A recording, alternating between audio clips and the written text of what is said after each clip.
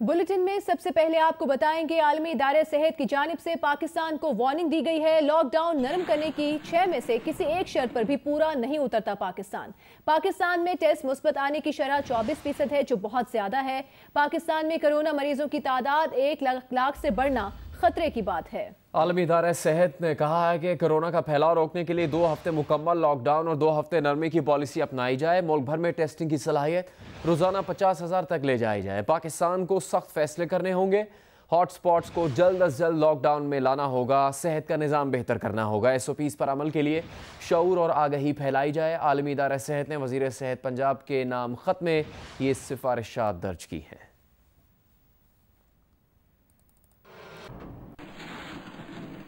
वज़ीर आज़म इमरान खान ने कहा है कि मुल्क के मुआशी हालात के पेश नज़र लॉकडाउन मुमकिन नहीं। कोरोना से खतरा ज़रूर है, मगर दूसरी तरफ गुर्बत भी एक बड़ा चैलेंज है। अपने बयान में वज़ीर आज़म इमरान खान ने कहा कि एक तबके में कोरोना से मुतालिक पाई जाने वाली गलत फहमियाँ दूर करने की ज़रूरत है। हिफाजती इक़दाम पर अमल पैरा होकर ही कोरोना के फैलाव को महदूद किया जा सकता है। SOPs पर सख्त अमल दरामद और आवाम को हिफाजती इक़दाम इख्तियार करने की तरगीब दी जाए।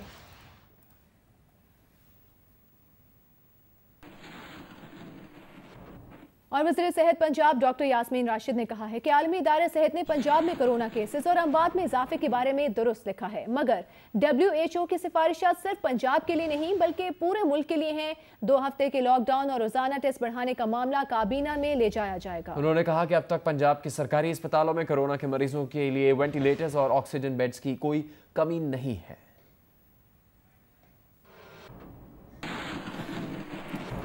अभी आपको बताएं, chairman Peoples Party Bilawal Bhutto Zardari ने कहा है कि आलमी इदारा सेहत की जानिब से कोरोना पर एक खत सिंध हुकूमत को भी लिखा गया है। WHO के खत में दुरुस्त तहफ़्फ़ुज़ात का इजहार है और कुछ तजावीज़ भी दी गई हैं। अपने बयान में बिलावल भुट्टो जरदारी ने कहा था कि सिंध हुकूमत WHO के खत पर गौर के बाद वो निकात कौमी सतह पर लाएगी। सिंध ने हमेशा हकायक और इस्तेदाद के मुताबिक कौमी पॉलिसी बनाने पर जोर दिया है। बदकिस्मती से कोरोना के मामले पर कौमी सतह की हिकमत अमली इख्तियार नहीं की गई है।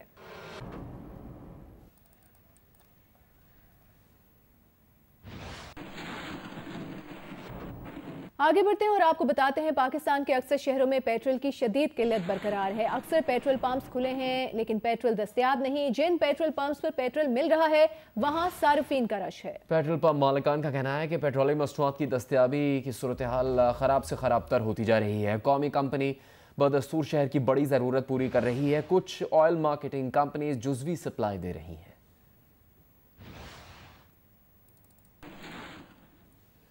वफाकी काबीना ने पेट्रोलियम मसनूआत की मसनूई बहरान का नोटिस लिया है। वज़ीर आज़म ने यह हुक्म दिया है कि पेट्रोलियम डिवीज़न और ओगरा 2 से 3 रोज़ में पेट्रोल सप्लाई बहाल करने के इक़दाम करें। तमाम ऑयल कंपनीज 21 रोज़ का स्टॉक बरकरार रखने के लिए इक़दाम करें। वज़ीर आज़म ने पेट्रोल बहरान पैदा करने वालों के खिलाफ सख्त एक्शन की हिदायत की है। काबीना ने ज़ख़ीरा अंदोज़ों के खिलाफ भी सख्त कार्रवाई का फैसला किया है।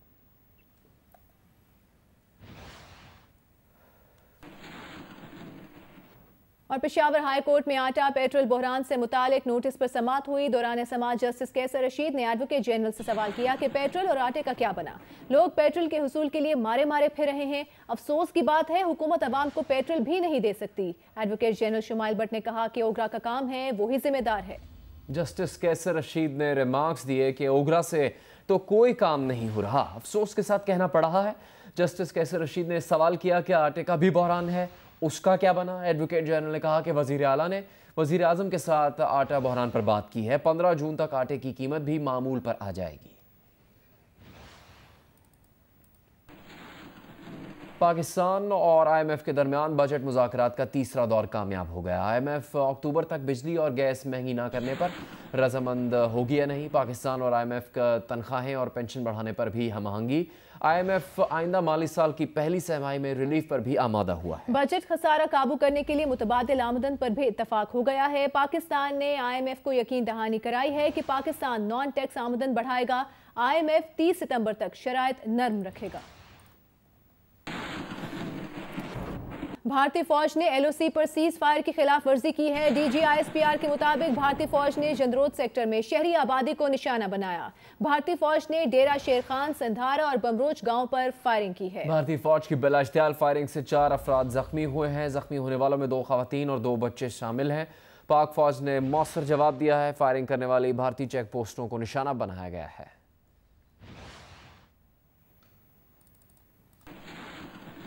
Army chief general Qamar Javed Bajwa ने अफगानिस्तान का दौरा किया है। जनरल कमर जावेद बाजवा ने अफगान सदर अशरफ गनी से मुलाकात की और मुलाकात में दो तरफा ताल्लुकात, बॉर्डर मैनेजमेंट से मुतालिक मामलात पर तबादला ख्याल किया गया। मुलाकात में अफगान मुफाहमती अमल पर भी तबादला ख्याल किया गया। DGISI lieutenant general Faiz Hamid और अफगानिस्तान के लिए पाकिस्तान के नुमाइंदा खुसूसी मोहम्मद सादिक भी आर्मी चीफ के साथ हैं।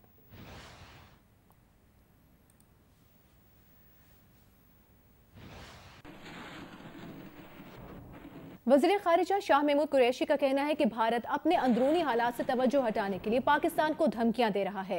भारत गीदड़ भपकियां बंद करे, पाकिस्तान अपना दिफा करना जानता है। अमित शाह को वाज़े करना चाहते हैं कि भारत ने हमले की गलती की तो उसका मुंह तोड़ जवाब दिया जाएगा। भारत के फ़िज़ाई हमला करने की धमकी पर रद्द-ए-अमल में वज़ीर ख़ारिजा शाह महमूद कुरैशी ने एक बयान में कहा है कि अमित शाह का बयान गैर जिम्मेदाराना है। दुनिया इसका नोटिस ले। भारत ने हमला किया तो फौरी जवाब दिया जाएगा। भारत लद्दाख पर सर्जिकल स्ट्राइक क्यों नहीं करता? भारत में मुआशी हालात बिगड़ चुके हैं और वो अपनी नाकामियों को मलबा पाकिस्तान पर डालना चाहता है।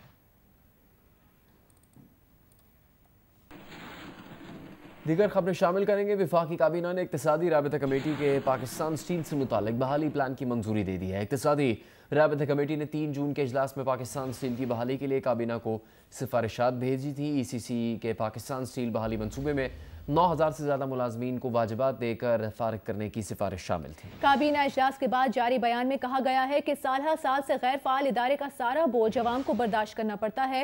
मौजूदा हुकूमत का एजेंडा इस्लाहात एजेंडा है जिसे आगे बढ़ाने की जरूरत है। शुगर कमीशन की रिपोर्ट की रोशनी में शुगर मिल्स के खिलाफ केसेस मुतालिका इदारों को भेजने की भी मंजूरी दे दी गई है।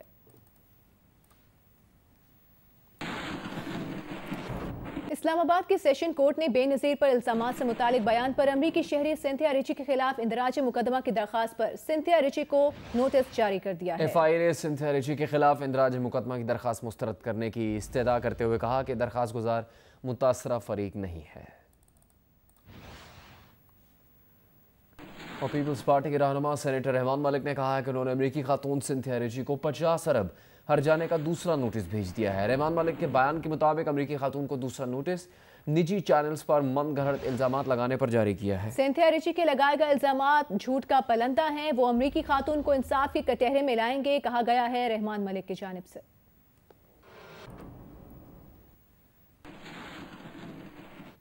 और अमरीकी शहरी सिंथिया रिची ने कहा है कि उन्हें रहमान मलिक की जानिब से अब तक एक भी कानूनी नोटिस मौसूल नहीं हुआ।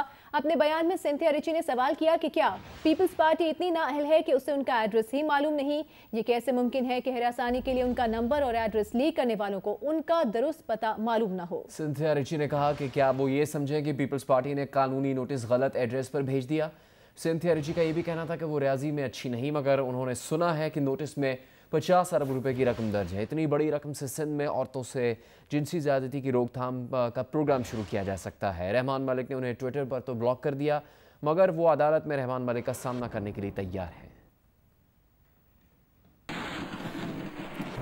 वज़ीर इत्तलात सिंध नासिर हुसैन शाह ने कहा है कि वफाकी हुकूमत कोरोना की शिद्दत का एहसास अब कर रही है। लॉकडाउन का वक्त गुजर चुका, अब एहतियाती तदाबीर इख्तियार करनी है। उन्होंने यकीन दहानी करवाई कि कराची में जाली डोमिसाइल पर नौकरियां हासिल करने वालों को नौकरियों से निकाल दिया जाएगा। जिन लोगों ने ये गलत फ़ायदा उठाया है, किसी की हक तलफी की है और जो अभी जिनका रिकॉर्ड सामने आया है, वो ज़ाहिर है उन पर एक्शन भी होगा। और उसमें अगर किसी का कहीं पे कोई एडमिशन है, कहीं पे किसी कोई जॉब है, सर्विस है, तो उस पर भी एक्शन लिया जाएगा और उन इदारों को भी लिखा जाएगा। यूटिलिटी स्टोर्स का क्या रोल था? किसकी इजाज़त से यूटिलिटी स्टोर्स ने प्रोक्योरमेंट करने का फैसला किया? इतनी बड़ी प्रोक्योरमेंट करने का फैसला किया, क्या एक्चुअली ज़रूरत थी इतनी प्रोक्योरमेंट की? और वो प्रोक्योरमेंट शायद महंगे दामों पर की गई। मैं कोई इल्ज़ाम किसी के ऊपर नहीं लगा रहा, मैं एक बार फिर बड़े मुअद्दबाना आजिज़ाना अंदाज में सवाल पूछ रहा हूँ कि उस सवाल का जवाब पाकिस्तान की आवाम को मिलना चाहिए। वज़ीर आला पंजाब उस्मान बुज़दार ने दूध में मिलावट की रोकथाम के लिए मोबाइल मिल्क टेस्टिंग लेबॉर्ट्रीज और बाइक स्क्वाड का इफ्तिताह कर दिया है। इब्तिदा में मोबाइल मिल्क टेस्टिंग लेबॉर्ट्रीज और बाइक स्क्वाड्स को लाहौर के 6 दाखिली रास्तों पर तैनात किया जाएगा। चेकिंग के बगैर दूध की कोई गाड़ी लाहौर में दाखिल नहीं हो सकेगी। बाइक स्क्वाड तंग गलियों में जाकर चीज़ों की क्वालिटी चेक करेगा। वज़ीर आला उस्मान बुज़दार ने मोबाइल मिल्क टेस्टिंग लेबॉर्ट्रीज के जिम्मेदारों को हिदायत की है कि मिलावट माफिया के खिलाफ मुहिम तेज़ की जाए। मिलावट माफिया को इंसानी सेहत से खेलने की इजाज़त न दें।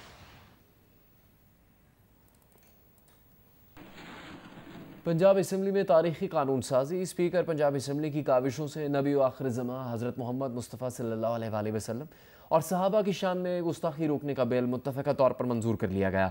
कानून के तहत स्कूल्स की दीनी कुतुब और दीनी मवाद को पंजाब टेक्स्ट बुक बोर्ड मुत्तहिदा उलमा बोर्ड से मंजूर करवाने का पाबंद होगा। चौधरी परवेज़ इलाही ने कहा कि अब वक्त आ गया है कि आए रोज़ दीन और हजूर सल्लल्लाहु अलैहि वसल्लम, सहाबा और अहले बैत के खिलाफ होने वाली साजिशों का दर बंद कर दिया जाए। पंजाब असम्बली ने प्रोफेसर वारिस मीर मरहूम की खिदमात के एतराफ़ में उन्हें खिराज अकीदत पेश करने की करारदाद भी मुतफ़िका तौर पर मंजूर कर ली। करारदाद में कहा गया है कि प्रोफेसर वारिस मीर ने दौरे आमरीत में जमहूरियत के लिए जद्दोजहद की और अपनी बेबाक तहरीरों के जरिए कलमा हक बुलंद किया। करारदाद में मुतालबा किया गया है कि न्यू कैंपस अंडरपास दोबारा प्रोफेसर वारिस मीर से मंसूब किया जाए। जंग ग्रुप और जियो के editor in chief Mir Shakeel Rahman की गिरफ्तारी के खिलाफ लाहौर, पेशावर, कोयटा, बहावलपुर और मालाखंड में मुजाहरे हुए। मुजाहरीन ने मीर शकील रहमान की फौरी रिहाई का मुतालबा किया है। लाहौर में जंग, जियो और दी न्यूज के दफातर के सामने एहतजाज किया गया। पंजाब यूनियन ऑफ जर्नलिस्ट के सदर कमर भट्टी और सिविल सोसाइटी के अरकान ने एहतजाजी कैंप में शिरकत की। सीनियर सहाफी शाहीन कुरैशी समेत दीगर सहाफियों ने मीर शकील रहमान की गैर कानूनी गिरफ्तारी की मजम्मत की। मुकर्रिरीन का कहना था कि मीर शकील रहमान हर दौर में हक और सच की कीमत चुकाते रहे हैं और अब भी चुका रहे हैं। पेशावर में मुजाहिरीन ने मीर शकील रहमान की गिरफ्तारी की मजम्मत की और फौरी रिहाई का मुतालबा करते हुए कहा कि हुकूमती इकदाम मीडिया की आज़ादी सल्ब करने के दर पे हैं। मुजाहिरीन ने कहा कि मीडिया की आज़ादी के लिए जद्दोजहद जारी रखेंगे। कोयटा में जंग बिल्डिंग में होने वाले एहतजाजी मुजाहरे में जंग और जियो के कारकुनों की बड़ी तादाद ने शिरकत की। मुजाहिरीन ने कहा कि मीर शकील रहमान के खिलाफ अब तक कोई मुकदमा कायम नहीं किया जा सका, उन्हें फौरी रिहा किया जाए। भावलपुर में प्रेस क्लब में एहतजाज और रैली निकाली गई। मेंबर मरकजी मजलिस आमला PFUJ अमीन अब्बासी ने कहा कि मीर शकील रहमान की गैर कानूनी गिरफ्तारी पर अभी तक कोई मुकदमा कायम नहीं किया जा सका। General secretary Bahawalpur union of journalist Rashid Hashmi ने कहा मीर शकील रहमान की गिरफ्तारी आजादी सहाफत पर हमला है। नवाबशाह में सिविल सोसाइटी के रहनुमाओं अब्दुल रशीद शेख और हनीफ काजी ने मुतालबा किया कि मीर शकील रहमान बेकसूर हैं, उन्हें झूठे मुकदमे से बरी किया जाए। मालाकंड मुजाहरे में सहाफियों, निजी स्कूल के प्रिंसिपल और असातिज़ा ने भी शिरकत की। मुजाहिरीन ने मीर शकील रहमान की गिरफ्तारी को आज़ादी सहाफत के खिलाफ साजिश करार दिया। खैबर पख्तूनख्वा पुलिस ने बन्नू में कार्रवाई की है। कैनेडियन सहाफ़ी और खदीजा अब्दुल कहर के अगवा और कत्ल में मुलविस दहशतगर्द को मारा गया। दहशतगर्द अमीन शाह पुलिस को दहशतगर्दी की कई वारदातों में मतलूब था और दहशतगर्द ने 2008 में कैनेडियन सहाफ़ी को अगवा किया था। Chairman NAB justice retired Javed Iqbal की ज़ेर सदद नैब एग्जीक्यूटिव बोर्ड का इजलास हुआ। नैब एग्जीक्यूटिव बोर्ड इजलास में 3 इंक्वायरीज की मंजूरी दी गई है। साबिक वफाकी वजीर आमिर महमूद खयानी के खिलाफ इंक्वायरी की मंजूरी दी गई है। सिविल एविएशन और CDA के अफसरान और एहलकारों के खिलाफ भी इंक्वायरीज की मंजूरी दी गई है। मुशीर सेहत डॉक्टर जफर मिर्जा के खिलाफ शिकायत की जांच पड़ताल की मंजूरी दे दी गई है। एग्जीक्यूटिव बोर्ड के इजलास की तफसीलात बताने का मकसद किसी की दिल आजारी नहीं, ये नैब एलामी में कहा गया है। तमाम इंक्वायरीज और इन्वेस्टिगेशंस मुबैना इल्जामात की बुनियाद पर शुरू की गई हैं जो हतमी नहीं है। कानून के मुताबिक नैब तमाम मुतालिका अफराद से भी उनका मौक़िफ़ मालूम करने के बाद मजीद कार्रवाई करने या ना करने का फैसला करता है।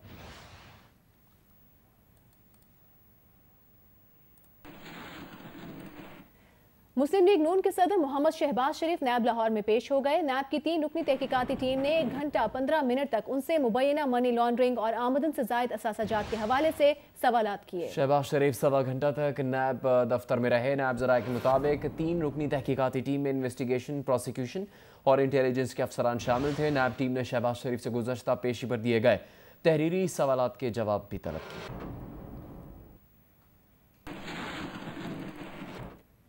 मुस्लिम लीग नून की रहनुमा आज़मा बुखारी का कहना है कि आमिर खयानी केस की इंक्वायरी की अब मंजूरी दी गई।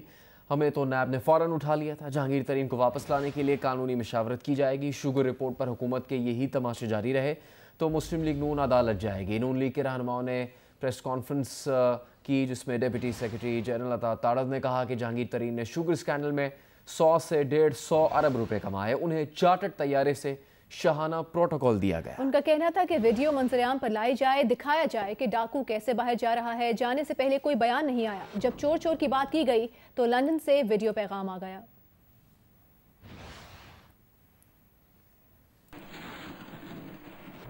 फयाजुल हसन चौहान का कहना है कि शहबाज शरीफ की आज नात में पेशी लौट के बुद्धू घर को आए के मुतरादिफ है। शहबाज शरीफ ने कानून की धज्जियां उड़ाते हुए मुल्की खजाने को घर का माल समझकर उड़ाया। शहबाज शरीफ की कानून के शिकंजे से बच जाने की तवक्को उनकी खाम ख्याली है। फयाजुल हसन चौहान ने कहा कि शाहिद खाकान अब्बासी, एहसन इकबाल, राना सनाउल्लाह समेत दीगर लीगी रहनुमाओं को अपना अंजाम नजर आ रहा है। यही वजह है कि शहबाज शरीफ के हवारियों को शुगर स्कैंडल पर हुकूमती एक्शन से तकलीफ हो रही है। वज़ीर आज़म इमरान खान की क़यादत में करप्ट माफिया के एहतसाब का अमल जारी रहेगा।